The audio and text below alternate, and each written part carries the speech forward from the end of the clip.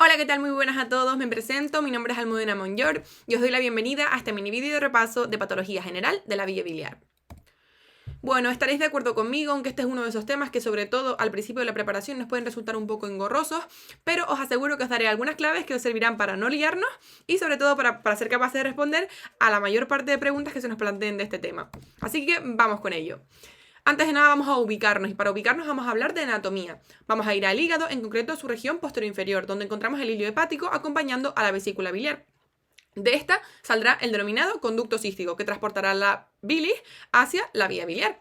Y vamos a ahondar un poquito más en la vía biliar, ¿de acuerdo? Vamos a ir al hígado, donde se forman conducto hepático derecho y conducto hepático izquierdo, y que juntos se unirán y formarán el conducto hepático común. Más adelante este conducto hepático común se unirá al conducto cístico proveniente de la vesícula para formar juntos el colédoco, o vía biliar principal. Este continuará avanzando para más adelante unirse al conducto pancreático principal o conducto de Wilson y ambos juntos desembocar en la segunda porción del duodeno en la ampolla de Vater formando el esfínter de Oddi. Ya nos hemos ubicado y tenemos que tener en mente la vía biliar, por lo tanto, como si fuese un sistema de tuberías por el cual avanzan sustancias, ¿de acuerdo? Que pueden estancarse y producir múltiples consecuencias. De manera que vamos a hablar ya, sí, de la patología. Y esta la vamos a dividir en tres grupos: obstructiva, inflamatoria y tumoral. Vamos con el primero de los bloques, con la patología obstructiva. Aquí os voy a dar un pequeño truco que me sirvió a mí, ¿de acuerdo? Y si os sirve a ustedes, pues estupendo. Que será simplemente intentar sacar pistas de las palabras y así nunca nos vamos a volver a confundir. De manera que colelitiasis la dividimos en dos, es litiasis, cole. De manera que cole, a mí me recordaba un colegio, y un colegio es una casita, y la casita de la vía biliar no es otra que la vesícula biliar. Por lo tanto, en este caso es litiasis en la casita, litiasis en la vesícula biliar.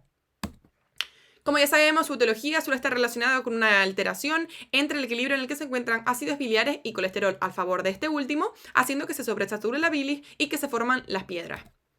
Existen múltiples factores predisponentes entre los cuales se encuentra la obesidad, el embarazo, así como la diabetes. Y clínicamente suele cursar de manera asintomática, aunque en ocasiones puede presentar un cólico biliar. Ya les digo que lo más frecuente es que sea asintomático. A la hora del diagnóstico, muy importante tener siempre en mente en la aproximación diagnóstica a la patología de la vía biliar la realización de una ecografía que nos servirá sobre todo para descartar obstrucción en la misma. Aquí podemos observar la vesícula biliar y en su interior dos imágenes hiperecogénicas con sombra acústica posterior muy sugestivas de litiasis. Para el tratamiento de la colitiasis, puedes tener en cuenta la situación clínica del paciente. Como siempre, si está asintomático, pues será conservador, o bien la colecistectomía como tratamiento quirúrgico, o bien optar por un tratamiento médico para disolver las piedras con ácido urdesoxicólico, siempre en casos muy seleccionados. Segunda de las patologías obstructivas, más fácil de sacar, ¿no? Que es la colédoco-litiasis, es decir, litiasis en el colédoco. Clínicamente, al igual que la anterior, suele cursar de manera asintomática, o bien con ictericia obstructiva, o bien con otras complicaciones. Y técnica para aproximarnos a la patología de la vía biliar, como siempre, la ecografía, donde observaremos esta imagen hiperecogénica con sombra acústica posterior sugestiva de litiasis, en este caso, en el colédoco. Sin embargo, aquí tenemos una prueba más específica, que es la colangiopancreatografía retrograda endoscópica o CPRE, que servirá para confirmar el diagnóstico, así como para llevar a cabo el tratamiento. Segundo de los grupos de patología inflamatoria, dentro de las cuales encontraremos la colecistitis, ya teníamos la regla de antes, colegio, casita, en este caso inflamación, cistitis en la casita de la vía biliar, en la vesícula, colecistitis, inflamación de la vesícula biliar. En su mayor parte suele estar relacionado con litiasis, que obstruyen la salida de la bilis y que favorecen sobrecrecimiento bacteriano, así como inflamación de las paredes de la vesícula. Y clínicamente suelen cursar con fiebre, signo de Murphy positivo y leucocitosis. Como siempre, aproximación diagnóstica, ecografía, en el cual observaremos las paredes de la vesícula hiperecogénicas y engrosadas, así como esa litiasis en su interior, que es la causante de la misma. Y bueno, el tratamiento de la colecistitis dependerá, como siempre, de la situación clínica del paciente. Podrá ser médico mediante suroterapia, antibioterapia, reposo y analgesia. Ojo, analgesia no opioide, ¿de acuerdo? Porque se contrae el esfínter de Oddi, y empeoraría la clínica. O bien tratamiento quirúrgico, que es lo más frecuente. Sobre todo, optar por un tratamiento semielectivo, es decir, a las 48-72 horas del ingreso del paciente, del inicio de la clínica. Y bueno, existen situaciones urgentes, como puede ser un paciente diabético o con colecistitis enfisematosa que requerirán cirugía urgente, o bien pacientes que no pueden ser operados, por los que se optará por un drenaje de la bilis mediante una colecistostomía.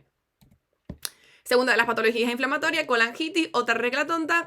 Colangitis, cola, me recuerda a una cola y una cola me recuerda a las tuberías, y para nosotros tuberías es vía biliar. Por lo tanto, colangitis, inflamación de las tuberías inflamación de la vía biliar. Muy importante grabar a fuego esto, clínica de la colangitis. Cuando digamos colangitis tenemos que pensar en tríada de Charcot, que es dolor, fiebre, ictericia, dolor, fiebre, ictericia, dolor, fiebre e ictericia. Como ocurría con la coledocolitiasis, la técnica diagnóstica y terapéutica de elección será la CPRE. Bien, pasamos al último de los bloques, la patología tumoral, dentro de las cuales vamos a hablar fundamentalmente de los tumores malignos y de 3 de ellos. En primer lugar, el carcinoma de vesícula biliar. Histológicamente, lo más frecuente suele ser un adenocarcinoma y suele predominar en mujeres mayores, sobre todo mayores de 70 años. Existen múltiples factores predisponentes, entre los cuales se encuentra la colelitiasis, así como los pólipos de más de 1 centímetro, o bien la vesícula en porcelana, que observamos en esta imagen. Aquí podemos ver en la ecografía una imagen de este carcinoma de vesícula biliar, esa imagen abigarrada de las paredes de la vesícula, que para nada nos recuerda a la litiasis que les mostré anteriormente. Su tratamiento es quirúrgico, pero tiene bastante mal pronóstico, por lo que no es un tratamiento para nada resolutivo. Segundo de los tumores, el colangiocarcinoma, tumor de las vías biliares. En este caso predomina en varones y existe un subtipo concreto que es el de Klatskin, que se encuentra en concreto en la confluencia de conducto hepático derecho y conducto hepático izquierdo y la formación del conducto hepático común. Existen asimismo factores de riesgo. No se encuentra demostrado la existencia de relación entre la colelitiasis y el colangiocarcinoma, sí, con el carcinoma de vesícula biliar, recordemos eso. Pero sí que existen otros factores de riesgo para el colangiocarcinoma, como puede ser el consumo de tabaco, así como la infestación por el Clonorchis sinensis, un parásito que vive en la vía biliar y se alimenta de la vía biliar y que favorece, aumenta el riesgo de colangiocarcinoma. Importante, en el tratamiento estará contraindicado completamente el trasplante hepático debido a la alta tasa de recurrencia de estos tumores. Y por último vamos a hablar del ampuloma, ¿de acuerdo? Al hablar de ampuloma hablamos del conjunto de tumores que se localizan en esa zona, en concreto la ampolla de Batter, de manera que incluirá a todos estos tumores. A la hora de responder sobre todo preguntas tipo MIR, tener en cuenta su clínica, que es muy importante, que será ictericia y sangre ocultaneses positiva. Cuando leamos ictericia y sangre ocultaneses positiva deberemos de pensar en ampuloma. Recapitulamos: patología obstructiva, colelitiasis, coledocolitiasis, inflamatoria, colecistitis y colangitis, y tumoral tenemos el carcinoma de vesícula biliar, el colangiocarcinoma y el ampuloma.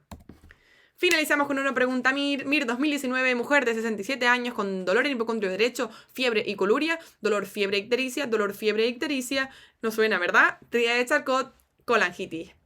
Esto es todo, muchas gracias y mucho ánimo con vuestra preparación.